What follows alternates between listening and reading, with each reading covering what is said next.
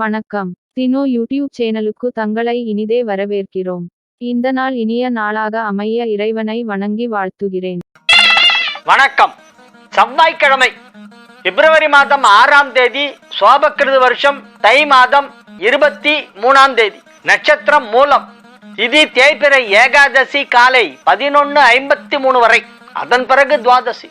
அமிர்த சித்த யோகங்கள். ரிஷப ராசிக்கு சந்திராஷ்டம நாள். நேத்தியோட மேஷத்துக்கு சந்திராஷ்டமம் முடிஞ்சிருத்து. இன்னைக்கு நாளைக்கும் ரிஷப ராசிக்கு சந்திராஷ்டமம். நாளைக்கு புதன்கிழமை பிரதோஷம். நாளைக்கு புதன்கிழமை 7/2/2024 பிரதோஷம். நாளை தினம் பிரதோஷம். இன்னைக்கு செவ்வாய்க்கிழமை முருகன் வழிபாடு செய்யுங்கள். செவ்வாய்க்கிழமை முருகனை வழிபட வேண்டும். முருகனை வழிபடுவதற்கு என்ன சுலபமான வழி என்றால் கந்தர் அனுபூதி படிக்க வேண்டும். கந்தர் அனுபூதி படிச்சா ரொம்ப நல்லது. வீட்டுல எல்லா செல்வங்களும் வரும். வீடு லட்சுமி கடாட்சத்தோட இருக்கும், சரஸ்வதி கடாட்சத்தோட இருக்கும். முருகப்பெருமானின் அருள் கிடைக்க கந்தர் அனுபூதி படிப்பது மிக சிறப்பு வாய்ந்தது. தினம் ஒரு திருப்புகழ் படித்துக் கொண்டே வாருங்கள். தினம் ஒரு திருப்புகழ். அருணகிரிநாதர் அருளி செய்த திருப்புகழ்களிலே இப்பொழுது நமக்கு கிடைத்திருப்பது 1333 மொத்த திருப்புகழ். இன்னைக்கு நமக்கு கைவசம் இருக்கக்கூடியது அச்சில் ஏறி உள்ளவை. அச்சில் ஏறி உள்ள திருப்புகழ் பாடல்கள் 1333. அதுக்கப்புறமா சமீபத்துல ஒண்ணு கிடைச்சிருக்குன்னு இப்போ ஒரு கேள்விப்பட்டேன். இந்த திருப்புகழ் எல்லாம் தினமும் ஒரு திருப்புகழை மனப்பாடம் செய்ய வேண்டும். ஒரு திருப்புகழ் எடுத்து அதை மனப்பாடம் பண்ணிட்டு அடுத்த திருப்புகழுக்கு போகணும். தமிழ் பக்தி இலக்கியத்திலே சந்தங்களை அடிப்படையாக கொண்டது திருப்புகழ் மட்டுமே. சந்த பாடல்கள் எல்லாம் சந்தம்.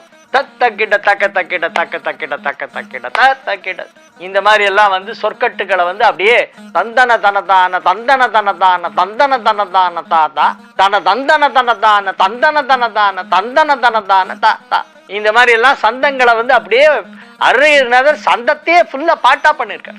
108 தாளங்களும் திருப்புகழில் இருக்கின்றன. 35 தாள வகைகளுக்கும் ஏற்ற திருப்புகழ் இருக்கிறது. 7×5 35. 7 தாளம் 5 நடனம் எடுத்தா 35. அது எல்லாத்திலும் திருப்புகழ் இருக்கு. திருப்புகழ் இல்லாத தாளமே கிடையாது. தாளத்தில் யாரும் இனிமேல் புதிதாக எதுவும் கண்டுபிடிக்க முடியாது. எல்லாம் திருப்புகழ் இருக்கு. திருப்புகழை படிப்பதால் என்ன பலன்? அதே அருணகிரிநாதரே சொல்றார். திருப்புகழை படிப்பவர்கள் உரைப்பவர்கள் மிடி பகைமை ஜெயித்தருளும். மிடினா வறுமை, பகைமைனா எதிரிகள். இது எல்லாமே இருக்காதான்.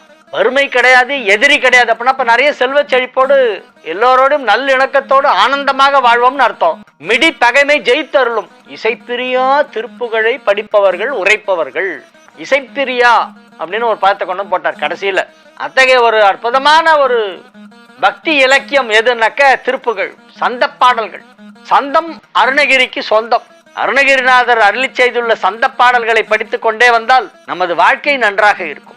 இகபர சௌபாகியம் அருள்வான் முருகப்பெருமான். எனவே அந்த திருப்புகழை நாம் இப்பொழுது படிக்க ஆரம்பிப்போம். யாருக்கெல்லாம் வீட்டுல திருப்புகழ் புத்தகம் இல்லையோ அவர்களெல்லாம் கடைக்கு சென்று யார் அதை பதிப்பித்திருக்கிறார்கள் என்பதை பார்த்து அந்த பதிப்பகத்திலிருந்து திருப்புகழை வாங்கி கொண்டு வாருங்கள். திருப்புகழ் பாடல் பொழிப்புரையுடன் சிலர் எழுதியிருக்கிறார்கள். திருப்புகழ் மணி, டில்லி ராகவன் குருஜி, அருணகிரிநாதர் அடிச்சுவட்டில் திருப்புகழ் தலப்பயணம்னு ஒரு புக் இருக்கு. ரொம்ப அருமையான புக். அருணகிரிநாதர் அடிச்சுவட்டில் தலப்பயணம், முருகன் திருத்தலங்களுக்கான தலப்பயணம் அப்படின்ற ஒரு தலைப்புல ஒருத்தர் எந்தெந்த தலத்திற்கு எந்தெந்த திருப்புகழ் பாடப்பட்டன, அந்த தலத்திற்கு எத்தனை திருப்புகழ் பாடப்பட்டுள்ளது, அந்த தல வரலாறு என்ன, அங்க முருகனுடைய சன்னதி அமைப்பு எப்படி இருக்கிறது, அந்த தலத்தை பற்றி அருணகிரிநாதர் தனது திருப்புகழ் பாடலிலே என்ன சொல்கிறார், இது எல்லாமே அதுல வரும். அந்த மாதிரி நூல்களை எல்லாம் வாங்கி நீங்கள்லாம் படிக்கணும். எனவே இன்றைய தினம் செவ்வாய்க்கிழமை என்பதால் முருகன் வழிபாடு செய்வது பற்றிய சில தகவல்களை உங்களோடு பகிர்ந்து கொண்டேன். இனி நமது வழக்கமான ஜோதிட நிகழ்ச்சிக்குள் செல்வோம். இன்றைய தினத்திற்கான ராகு காலம் பிற்பகல் 3 மணி முதல் 4:30 மணி வரை, யமகண்டம் காலை 9 மணி முதல் 10:30 வரை, குளிகை நேரம் நண்பகல் 12 மணி முதல் 1:30 வரை, நல்ல நேரம் என்கின்ற சுப ஹோரைகள் காலை 8 மணி முதல் 9 மணி வரை, பகல் 12 மணி முதல் 1 மணி வரை, இரவு 7 மணி முதல் 8 மணி வரை. இன்றைய கிரக நிலவரம்: மேஷத்தில் குரு, கன்னியில் கேது, தனுசில் சந்திரன் சுக்கிரன், மகரத்தில் சூரியன் புதன் செவ்வாய், கும்பத்தில் சனி, மீனத்தில் ராகு. இனி தெரிஞ்சுக்கலாம் வாங்க. குடாரவல்லி விழா பத்தி கேட்கிறாங்க. சிவமயம் லட்சுமி வடுகநாத நாச்சி அவர்கள் கேட்கிறார்கள். கூடாரவல்லி விழா என்ன? ஆண்டாள் நாச்சியார் வெண்ணையும் சர்க்கரையும் காணிக்கையாக அளிப்பதாக அழகர் கோவிலில் உள்ள பெருமாளுக்கு வேண்டிக் கொண்டார். அதை ராமானுஜர் நிறைவேற்றினார். இதுதான் கூடாரவல்லி விழாவா? கூடாரவல்லி விழாக்கு நீங்க சொல்ற அந்த ஆண்டாள் வேண்டிக் கொண்டதை ராமானுஜர் நிறைவேற்றினான்னு நீங்க சொல்றது அந்த கதைகளெல்லாம் நல்ல கரெக்டா இருக்கு. ஆனா கூடார வெல்லிங்கிறது அது இல்லை. 27வது பாசுரத்துல கூடாரை வெல்லும் சீர்கோவிந்தா, உனக்கு நான் வந்து முழங்கை வழிவார நெய் வழிய வழிய அந்த அக்கார வடிசல் என்னும் சர்க்கரை பொங்கலை உனக்கு நான் அமுது செய்கிறேன் அப்படின்னு ஆண்டாள் தினோ டிராவலர் யூடியூப் சேனலுக்கு தொடர்ந்து ஆதரவு தாருங்கள். ஒரு பண்டிகை கொண்டாடுவாங்க. என்னன்னா பெருமாளுக்கு சக்கரை பொங்கல் செய்து நெய் சொட்ட சொட்ட அதை வந்து அந்த இறைவனுக்கு பெருமாளுக்கு அதை நிவேதனம் செய்யணும், அதை அமுது செய்விக்க வேண்டும். அதற்கு பெயர் தான் கூடாரவல்லி. எல்லா திருக்கோவில்களிலும் பச்சரிசி நிவேதனம் செய்கிறார்கள். ஆனால் ஆவுடையார் கோவில் ஆத்மநாதருக்கு புழுங்கலரிசி சாதம் நைவேத்தியம் செய்கிறார்கள். இதன் காரணம் என்ன தெரில சார். ஆவுடையார் கோவில் ஆத்மநாதர் வந்து புழுங்கலரிசியில் பண்ணுறாங்களாம். ஆர் கோபாலன்கிறவர் சொல்றாரு. மயிலாடுதுறை புது தெருவிலிருந்து ஆர் கோபாலன் சொல்கிறார், எல்லா கோயிலும் பச்சரிசி சாதம் பண்ணுவாங்க, இந்த ஒரு கோயிலில் மட்டும் புழுங்கலரிசி பண்ணுறாங்க. அதுக்கான காரணம் என்ன தெரியுமா உங்களுக்கு கேட்குறாரு. நீங்கள் காரணத்தையே எழுதி அனுப்பிச்சிட்டிங்கன்னா அதை நான் எல்லாருக்கும் தெரியப்படுத்தியிருப்பேன். எல்லா விஷயமும் எல்லாருக்கும் தெரிஞ்சிருக்கும்லாம் நீங்கள் எதிர்பார்க்காதீங்க. ஆடி 18 காவேரியில் பெருக்கு என்பது காவேரி நதியை தாயகமாக வணங்குவது போல நதிகளை வழிபடுவது போல் ஏன் கடலை வழிபடவில்லை அப்படின்னு கேட்குறாங்க. நதிகளுக்கெல்லாம் வழிபாடு இருக்கு. இப்போ ஆடிப்பெருக்குன்னா காவேரி வழிபடுறோம். இப்போ கங்கையில பார்த்தா தினமே சாயந்தரம் கங்கா ஆர்த்தின்னு பண்றாங்க. நதிகளுக்கெல்லாம் ஆர்த்தி பண்றாங்க. காவேரியில கூட இப்போ ஆர்த்தி பண்ணிட்டு இருக்காங்க. சமீபத்தில் ஒரு இளைஞர்கள் குழு ஒன்று சேர்ந்து காவேரியில ஆர்த்தி பண்றாங்க. கங்கா ஆர்த்தி மாதிரி புதுசா காவேரி ஆர்த்தின்னு ஆரம்பிச்சிருக்காங்க. ஆனா தண்ணி தான் ஓடலை. தண்ணி வந்ததுன்னா நல்லா பண்ணுவாங்க. இப்ப இவங்க கேட்கறாங்க, நம்ம ஆட்சி கேட்கறாங்க, நதிகளுக்கு வழிபாடு இருப்பது போல் கடலுக்கு வழிபாடு உண்டா? சமுத்திர ராஜனை சேவிக்க முடியுமா? சமுத்திரம் என்று சொல்லப்படக்கூடிய அந்த தாயை வழிபடுவதற்கு ஏதேனும் சிறப்பு நாள் இருக்கிறதா? சிறப்பு வழிபாட்டு முறை இருக்கிறதா? அது வருண பூஜை தான் பண்ணும். வருண பூஜையிலே கடல் வந்துடுது. பகவதி வழிபாடு என்று கேரள மக்கள் செய்வது அது ஒரு தனி அம்பிகா அல்லது கண்ணகியை வழிபடுகிறார்களா? கண்ணகி வழிபாடு வேற சார். அது ஒரு ஒரு ஒரு இடங்கள்ல தான் அந்த மாதிரி இருக்கு. பகவதினா எல்லா அம்மனையும் பகவதிம்பாங்க கேரளால. எல்லா ஃபீமேல் டெய்டிஸும் பகவதிம்பாங்க. மேல் டெய்டி எல்லாம் பகவான், ஃபீமேல் டெய்டி எல்லாம் பகவதி. அது கேரளாவுடைய பேச்சு வழக்கு அந்த மாதிரி. அதனால வந்து எல்லா அம்மனுக்குமே அந்த பொதுவான பெயர் பகவதிங்கிறது பொதுவான பெயர். மகுடி ஊதும் பொழுது பாம்பு நடனம் ஆடுகிறதே, இந்த ராகத்திற்கு பெயர் என்ன? அதுக்கு புர்ணாக வராளின்னு பேரு. மகுடிக்கும் பாம்புக்கும் உள்ள பந்தம் என்ன? பாம்பு வந்து இசைக்கு மயங்கும். அதனால அதை இசையை வாசி வாசி வாசி அதை அப்படியே மயக்கமடை செஞ்சு டக்குன்னு பிடிச்சிடும். அது ஒன்றத்துல தான். அது வந்து இப்போ எலி பிடிக்கணும்னா மசாலோட வேணும், அந்த மாதிரி பாம்பை பிடிக்கணும்னா மகுடி வேணும். அந்த மகுடியுடைய இசையை பற்றி பாரதியார் சொல்றார். அந்த இசை எங்கிருந்து வருகிறது? அந்த மகுடி என்னும் அந்த வாத்தியத்திலிருந்தா வருகிறது? இல்லை இல்லை, அதை வாசிக்கிறானே ஒரு இசை கலைஞன், அவனுடைய இதயத்திலிருந்து வருகிறது. நாபி ஹிருத் கண்ட ரசனா என்று தியாக பிரம்மம் பாடுவார். நாபி ஹிருத் கண்ட ரசனா, நாபியிலிருந்து ஹிருதயம் வழியாக வந்து கண்டத்தின் கழுத்தின் வழியாக வந்து வெளியே வருகின்ற அந்த ஓசை ஒலியலாம் ஆனவனாகிய அந்த இறைவனே, அதுதான் நாதம், அதுதான் நாதோபாசனை. நாதத்தை வழிபடுவதுதான் நாதோபாசனை. நாதத்தை உபாசனை செய்தால் அது நாதோபாசனை. நாபி ஹிருத் கண்ட ரசனா, பாரதியார் சொல்றார். நான் சாலையோரம் நடந்து கொண்டிருந்தேன். அங்கே ஒரு பாம்பாட்டி மகுடி வாசித்துக் கொண்டான். அந்த மகுடி இசையிலே அங்கு ஒரு நாகம் தன்னை மறந்து ஆடிக்கொண்டிருந்தது. இந்த இனிய நாதம் எங்கிருந்து வருகிறது? இந்த மகுடி என்னும் வாத்தியத்தில் இருந்தா அல்லது அதை வாசிக்கின்ற அந்த பாம்பாட்டியிடம் இருந்தா? அந்த பாம்பாட்டியிடம் இருந்து தான் வருகிறது. ஒரு வாத்தியத்தை யார் வாசிக்கிறார்களோ அவருக்குள் இசை இருந்தால் தான் அவன் வாசிக்கும் வாத்தியத்திலே அந்த இசை வெளிப்படும். அவன் உள்ள இசை இருந்தால் தான் நீ வாசிக்கிற வாத்தியத்துல இசை வருமா? பாரதியார் சொல்றாரு. இது பாரதியாருடைய உரைநடையெல்லாம் சேர்ந்து தொகுத்து வெளியிட்டு இருக்காங்க. அதுல பாத்தீங்கன்னா இது கிடைக்கும். அவர் அந்த இசையை பத்தி நிறைய விஷயங்கள் எழுதியிருக்கார். ஆனாலும் இந்த அதிசயம் யாவினுமே கானாமுதம் படைத்த காட்சி மகா விந்தையடா, காட்டுநடு வானமலாம் விந்தையனில் பாட்டினை போல் ஆச்சரியம் பாரின் மிசை இல்லையடா அப்படிங்கிறாங்க பாரதி. இங்க முறுக்கு மீச பாரதி சொல்றா, ஆனாலும் இந்த அதிசயங்கள் யாவினுமே கானாமுதம் படைத்த காட்சி மகா விந்தையடா, காட்டுநடு வானமலாம் விந்தையனில் பாட்டினை போல் ஆச்சரியம் பாரின் மிசை இல்லடா. இந்த உலகத்திலே கிடையாதுடா. சங்கீதம் உன்னை எப்படிடா படைச்ச நீ? அட கடவுளே, என்னெல்லாமோ படைச்ச நீ. காடு படைச்ச, காட்டை படைச்ச, மலையை படைச்ச, அருவியை படைச்ச, இயற்கை எல்லாத்தையும் படைச்ச. ஆனா அந்த பாட்டுங்கிறது எப்படி படைச்ச? இவ்வளவு அற்புதமா இருக்குது. பாட்டினை போல் ஆச்சரியம் பாரின் மிசை இல்லையடா. அதனால பாரதியார் வந்து இப்ப நீங்க கேட்ட கேள்விக்கு பாரதியார் பாடல் தான் பதில். பா சிவசிதம்பரம் நம்ம வழக்கமான திருப்பூர் நேயர் கேட்டிருக்காரு, மகுடி ஊதும் பொழுது ஏன் பாம்பு ஆடுகிறதுன்னு. அதுக்கு இதான் இது. எல்லா விலங்கும் ஏதாவது ஒரு இன்ஸ்ட்ருமெண்ட்ல வந்து மயங்கிடுமா. அந்த இசை வந்து அடிக்கக்கூடிய கொடூரமான புத்தி உள்ள பாம்பை கூட கட்டுப்படுத்தி வைக்குமா. அவ்வளவு பெரிய சக்தி இசைக்கு இருக்கிறது. திருவள்ளூர்ல இருந்து ஜி நடராஜன், நான் திருநள்ளாறு போயிருந்தேன். ராமேஸ்வரம் போனேன். திருநள்ளார் ஈசனை தரிசனம் செய்துவிட்டு திரும்பும்போது கர்ப்ப கிரகத்தினுள் நுழையும் பொழுது அங்கே வாசலின் மேல் நாராயணன் பள்ளி கொண்ட பெருமாளாக காட்சி தருகிறார். அப்படியா, நல்ல விஷயம். ஏன் அங்க போட்டிருக்காங்கன்னு கேட்கிறார். அந்த காலத்து மன்னர்களுக்கெல்லாம் அந்த பேதம் கிடையாது சார். சைவம் வைணவம் சண்டெல்லாம். சினோ டிராவலர் யூடியூப் சேனலுக்கு தொடர்ந்து ஆதரவு தாருங்கள். எல்லா சாமியும் ஒன்னாதான் கும்பிட்டுருக்காங்க. பிற்காலத்துலதான் இந்த பேதம்லாம் வந்தது. 10ஆம் நூற்றாண்டுக்கு பிறகுதான் பேதம், அதுக்கு முன்பு கிடையாது. வாசன் மேல் படிக்கட்டில் பெரிய அளவில் கஜலட்சுமி காட்சி தருகிறார். நிறைய சிவன் கோயில கஜலட்சுமி இருக்கும் சார். சிவன் சன்னதிக்கு மேலேயே கஜலட்சுமி நான் பார்த்திருக்கேன். நிறைய பழைய காலத்து சோழர் கோயில்ல நிறைய இடத்துல இருக்குது. இது எதனாலன்னு கேட்கிறாரு. இதுக்கான காரணம் விளக்கம்னா காரணம் இல்ல, விளக்கம் இல்ல, எல்லாம் ஒண்ணுதான். அறிஞ்சவனும் ஒண்ணு. அது அந்த காலத்துல இருக்கிறவங்க அறிஞ்சிட்டாங்க, அதனால அந்த மாதிரி போட்டாங்க. எல்லாத்தையும் கும்பிடுங்க. இந்த பேதம் எல்லாம் வேணாம், தூக்கி போடுங்க. பேதங்களை ஒதுக்கி வையுங்கள். வேதம் பற்றி பேசுபவர்களை புறக்கணிக்க வேண்டும். இந்து மதத்துக்குள்ள பிளவுபடுத்த நினைக்கிறவங்களாம் ஓரங்கட்டுங்க. அதெல்லாம் தேவையில்லை, நமக்கு தூக்கி டஸ்ட்பின்ல போடுங்க. அதே மதம் மறுபடியும் கேட்குறாங்க.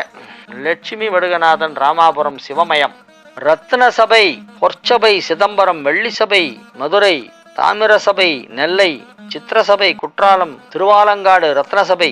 இவற்றில் குற்றாலத்தில் உள்ள சித்திர சபையில் எம்பெருமான் நடராஜன் சித்திர வடிவில் மூலிகையினால் வரையப்பட்டு வழிபாடு செய்யப்படுகிறார். குற்றாலம் போனால் குளிப்பவர்கள் சிலர் குற்றால நாதரை தரிசிக்காமல் வந்து விடுகிறார்கள்.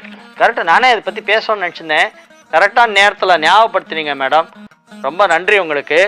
அதாவது மகாபலிபுரம் போனால் அங்கே இருக்கிற பெருமாளை தரிசனம் பண்ணிட்டு தான் வரணும். வெறும் பீச்சுக்கு போயிட்டு வரக்கூடாது. அங்கே ரொம்ப ஒரு ஃபேமஸான பெருமாள் கோயில் இருக்குது. 108 திவ்ய தேசத்தில் ஒன்று. கடல் மல்லை தலசயனத்து கற்கியை கண்டேனே அப்படிங்கிறார் திருமங்கை ஆழ்வார். கடல் மல்லை தலசயனம் அதுக்கு பேரு. மாமல்லபுரத்துக்கு கடல் மல்லை தலசயனத்து கற்கியை கண்டேனே.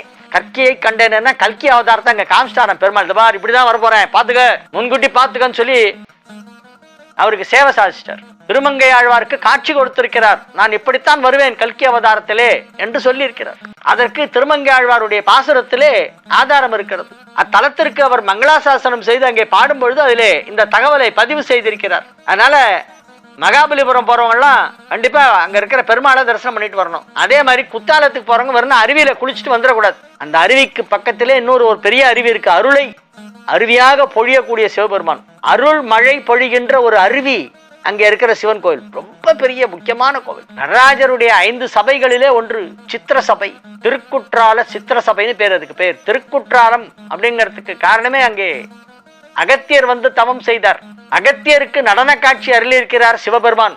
சிவபெருமானுக்கு 5 சபைகள். நடன சபை சிதம்பரம், மதுரை, திருநெல்வேலி, திருக்குற்றாலம், திருவாலங்காடு.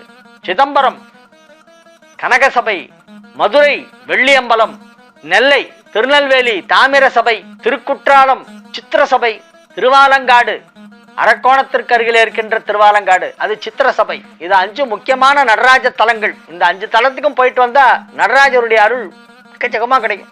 எப்படி கிடைக்கும்னா குற்றாலம் அருவி மாதிரி கொட்டிடுவார். அருள் மழை, அருளை பொழிவார். அருவியோட வேகமா கொட்டும். அந்த அம்மா அதான் சொல்றாங்க, குத்தாலத்துக்கு போறவங்க வெறும் அருவியில குளிச்சுட்டு வராங்களே, பக்கத்துல இருக்கிற சிவனுடைய அருமை தெரியலையே அப்படின்னு ஆச்சிமா ரொம்ப வருத்தப்படுறாங்க.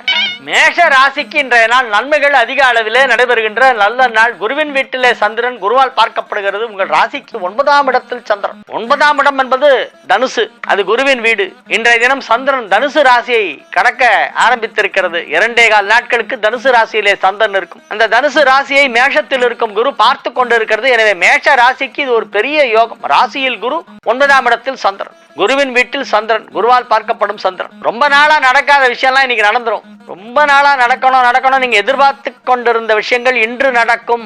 இன்று நடக்கும். பெரிய பெரிய வேலையெல்லாம் இன்னைக்கு சுலபமா நடந்து முடிஞ்சிடும். மிகச் சிறப்பான நன்மைகள் நடைபெறுகின்ற நல்ல நாள்.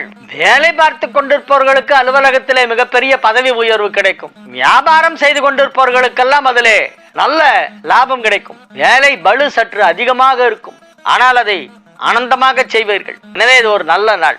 வெற்றிகரமாக உங்கள் பணிகளை செய்து முடிக்கக்கூடிய நல்ல நாள்.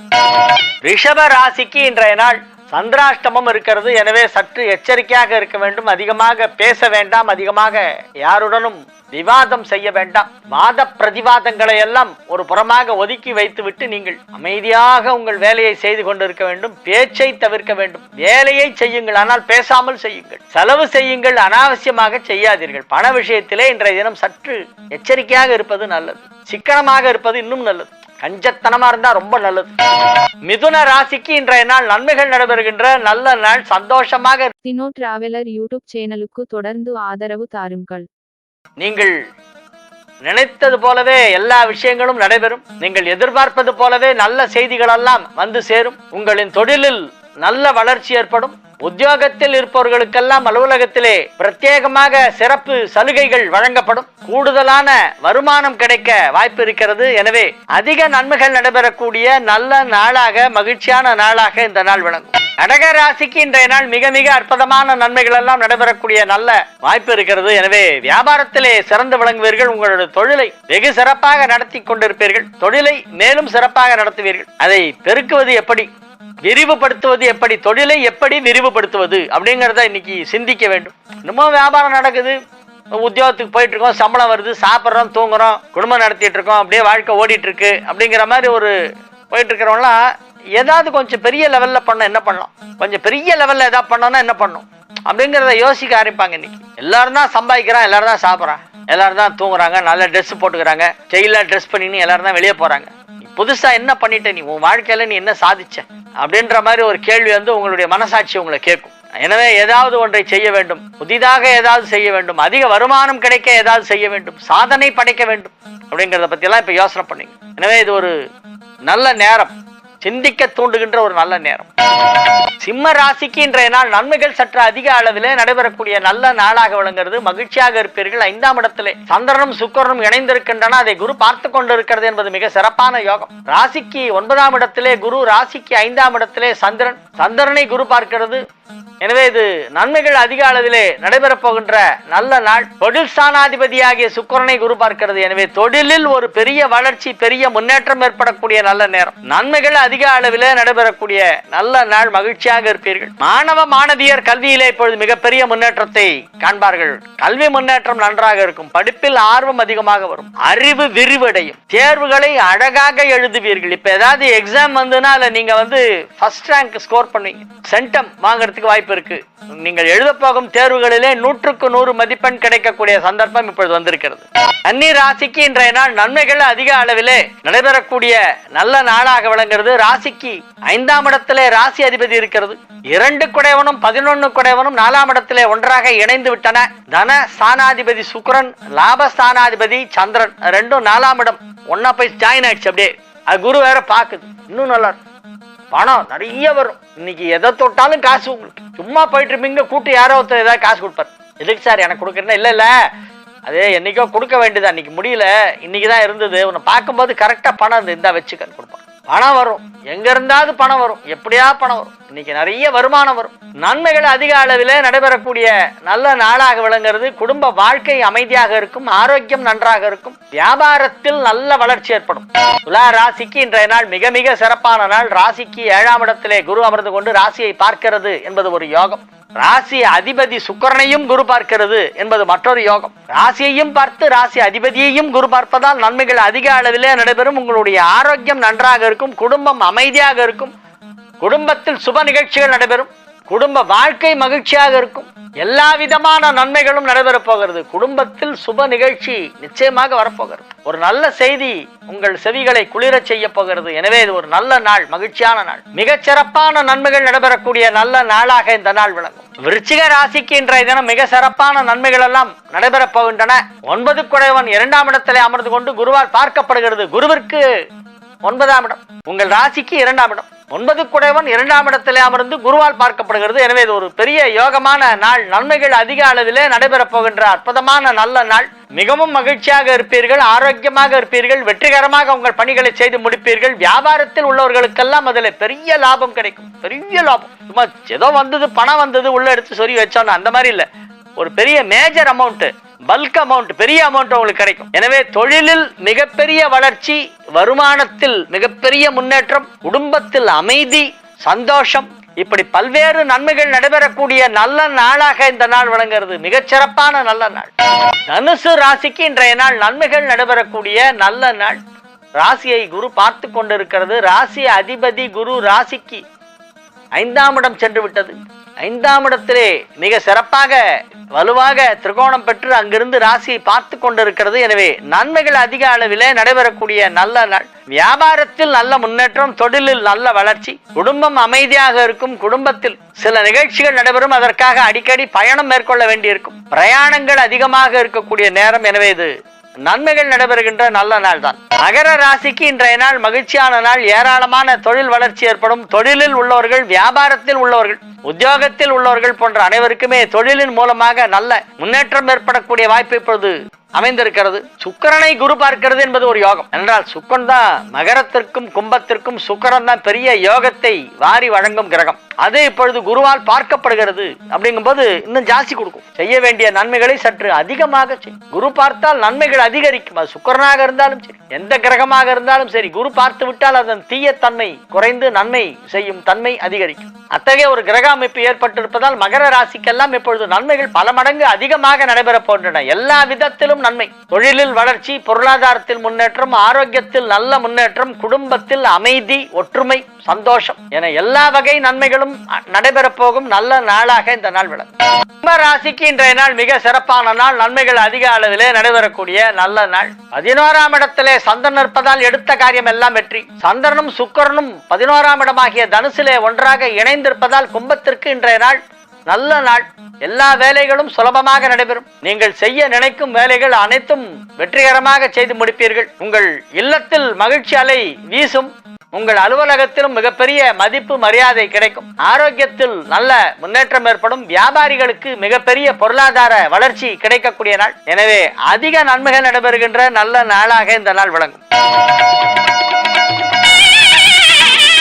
மீன ராசிக்கு இன்றைய நாள் மிக சிறப்பான நாள். மீன ராசிக்கு இன்றைய தினம் மிக மிக அற்புதமான நன்மைகள் எல்லாம் நடைபெறும். எல்லா விதமான நன்மைகளும் நடைபெறக்கூடிய விதத்திலே கிரகங்கள் எல்லாம் வலுவாக அமைந்திருக்கின்றன.